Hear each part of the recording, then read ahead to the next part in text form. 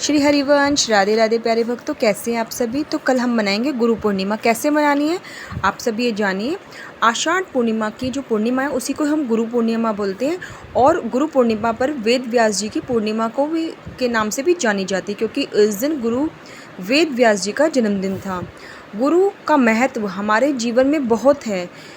बिना गुरु के हमें ज्ञान नहीं मिलता। गुरु डायरेक्शन देते हैं, गुरु बताते हैं हमें क्या करना चाहिए, क्या नहीं करना चाहिए, क्या सही है और क्या गलत है। गुरु पूर्णिमा के दिन या उसके आसपास के दिन हमें अपने पूज्य गुरु महाराज जी जो हमारे हैं उनके पास जाना चाहिए, साक्षात उनके चरण कमलों के दर्शन करने चाहिए। और यदि संभव हो सके तो हमें जाना चाहिए, यदि नहीं संभव हो सके तो घर में ही उन्हीं की जो प्रतिमा रख के उनकी पूजा करनी चाहिए। लेकिन हो सके तो ज़रूर अपने गुरुदेव के दर्शन अवश्य करने चाहिए। संभव हो सके तो अपने गुरुदेव के पास साक्षात जाएं अगर प्रकट में है तो। यदि नहीं है या फिर आप नहीं जा सकते गुरुदेव से मिलने के लिए, कोई समस्या है, तो आप घर में ही रहकर उनकी प्रतिमा की पूजा अवश्य करें।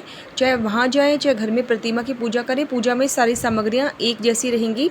जैसे कि हमें सबसे पहले गुरुदेव को तिलक लगाना है, गुरुदेव को फूलों की माला पहनानी है, और उसके बाद हमें गुरुदेव को कुछ मिठाई का भोग लगाना है। और जो सब चीज़ पीली होनी चाहिए, ये ज़रूरी है। पीला वस्त्र, पीले ही फूल, पीला ही मिष्टान होना चाहिए। और कुछ गुरुदेव जी को दक्षिणा ज़रूर अवश्य दें।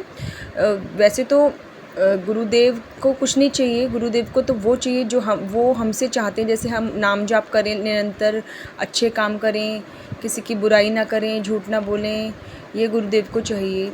लेकिन हमें ये काम ज़रूर करना है, दक्षिणा भी अवश्य देनी है।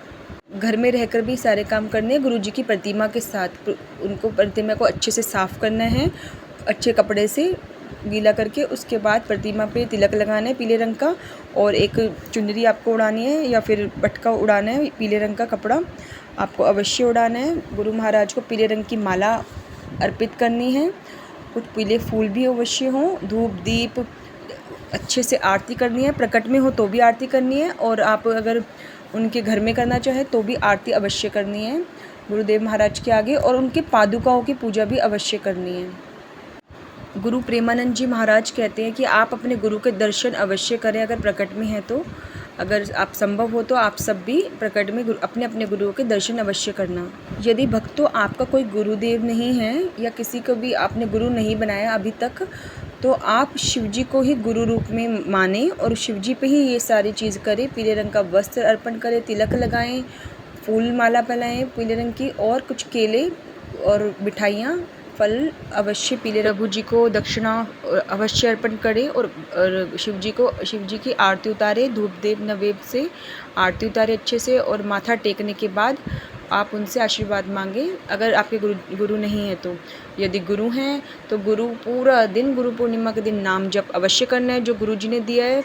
और पूरे दिन जैसे कि हमारे गुरु प्रेमानंद जी ने बोला है कि राधा राधा नाम जप अवश्य करें। चाहे आपने दीक्षा ली है चाहे दीक्षा नहीं ली है, आप पूरे दिन राधा राधा नाम जप, राधा वल्लभ श्री हरिवंश, श्री वृंदावन श्री वंचन, यह नाम जप अवश्य करें।